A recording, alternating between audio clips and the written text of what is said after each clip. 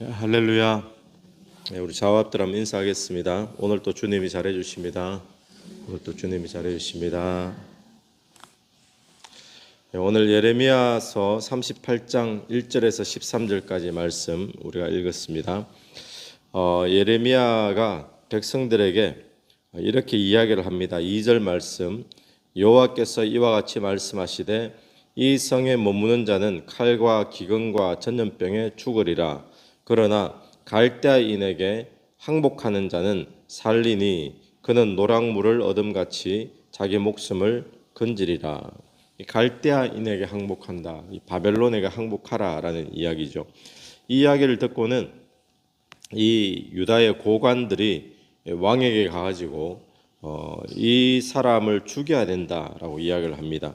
우리 4절 말씀, 이에 고관들이 왕께 아뢰되 이 사람이 백성의 평안을 구하지 않고 재난을 구하오니 청하건대 이 사람을 죽이소서. 그가 이같이 말하여 이 성에 남은 군사의 손과 백성의 손을 약하게 하나이다. 평안을 이야기해야지 이 재난을 이야기한다. 그리고 이 이야기를 하니까 오히려 사기를 다 떨어뜨린다는 이야기죠. 그래서 이 예레미야를 왕에게 가가지고 죽여라 라고 이야기를 합니다. 그랬더니 또 시드기야는 그 말 듣고 또 예레미야를 구덩이에 이렇게 던져버리는 그런 상황이 일어나게 됩니다.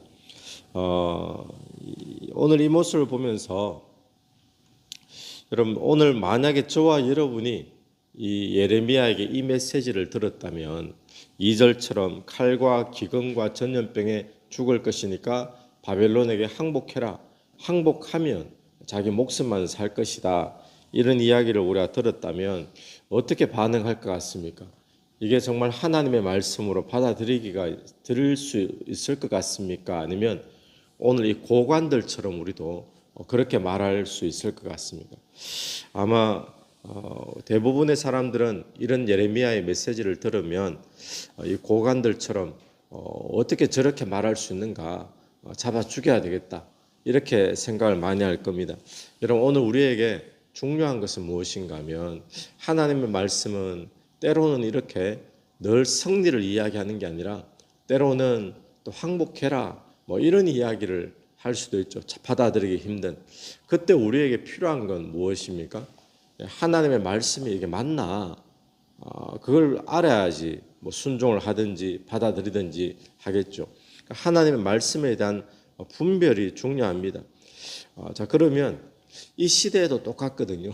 이 시대도 우리에게 늘 듣고 싶은 말만 들리는 게 아니라 때로는 이게 정말 하나님의 말씀이 맞은가? 내가 받아들이기 힘든 말씀도 우리에게 들려질 수 있잖아요. 그때 필요한 것은 말씀에 대한 분별인데 말씀에 대한 분별을 어떻게 해야 되는가? 한 가지 방법입니다.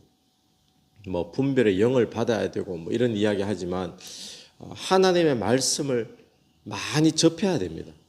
많이 접한 사람이라야 이게 하나님의 말씀인지 하나님의 말씀이 아닌지를 알게 되지.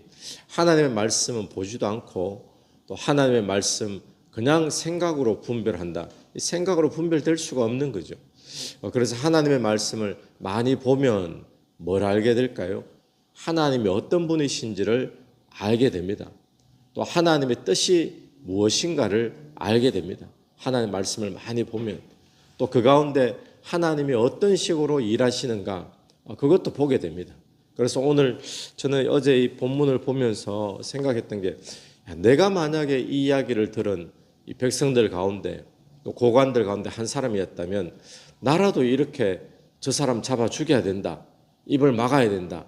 그렇게 하지 않았을까. 근데 그 상황에 우리에게 중요한 것은 하나님의 말씀을 분별할 수 있는 그런 능력이죠.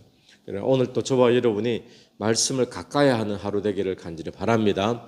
말씀을 가까이 하고 자주 접하고 그런 사람들은 이게 하나님의 뜻인지 하나님의 일하시는 방법이 맞는지 우리가 알게 되어지지 그렇지 않으면 알 길이 없습니다. 그래서 오늘 또 저와 여러분에게 하시는 하나님의 음성과 하나님의 말씀 잘 분별하여서 그 말씀 대적하지 아니하고 말씀 따라 순종하며 나가는 그런 저와 여러분이 되기를 간절히 바랍니다. 근데 그 내용이 2절 하반절을 다시 보시면 그러나 갈대아인에게 항복하는 자는 살리니. 항복하라라고 하는 것은 사실 하나님의 심판을 수용해라 이런 이야기죠. 하나님의 심판을 수용해라, 받아들여라. 항복해라라는 것이 하나님의 뜻인데, 항복하라 그러니까 이 굴욕처럼 느껴질 수 있습니다. 어떻게 항복하는가? 죽더라도 끝까지 싸워야지. 우리 민족이 어떤 민족인데, 어떤 백성인데 항복할 수 있는가? 이 굴욕처럼 느껴지죠. 자, 그런데 이 굴욕처럼 느껴지는 말이라 할지라도 하나님의 말씀이라면 어떻게 해야 될까요?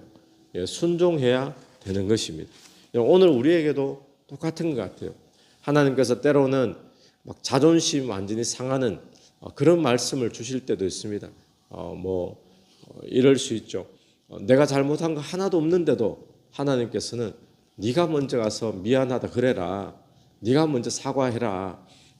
이렇게 감동을 자꾸 주실 때가 있죠. 내가 잘못한 거 하나도 없는데. 또 때로는 내 자존심을 완전히 꺾어야 될 그런 순종의 상황을 주실 때도 있습니다. 여러분, 오늘 하나님의 뜻이라면 이 상황이 아무리 굴욕적으로 나간다 할지라도, 자존심에 어떤 내려놓아야 된다 할지라도 하나님의 말씀이라면 순종해야 되잖아요. 그래서 오늘 이 시간 저와 여러분의 삶에도 하나님께서 나에게 요구하시는 것이 때로는 굴욕적일 수 있고 내 자존심을 다 내려놓고 포기하고 죽여야 될 때도 있지만 하나님의 말씀이라면 순종해야 되죠.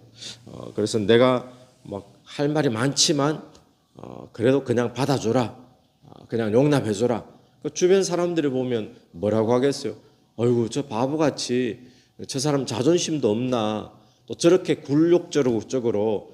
그런데 하나님께서 내게 그걸 원하신다면 우리는 그게 우리의 살 길이 나온다라는 사실을 기억해야 되죠. 그래서 오늘 우리에게 어떤 말씀을 주시든지 때로는 굴욕적인 말씀, 자존심을 버려야 되는 말씀, 그 말씀 앞에도 순종하며 나가는 저와 여러분 되기를 간절히 바랍니다. 우리가 시드기야 왕의 우유부단한 모습을 한 번 더 보게 되는데, 이 시드기야 왕은 예레미야에게 하나님의 말씀이 임한 것을 알았던 사람입니다. 그럼에도 불구하고 주변의 고관들을 두려워한 것 같아요. 5절을 보십시오.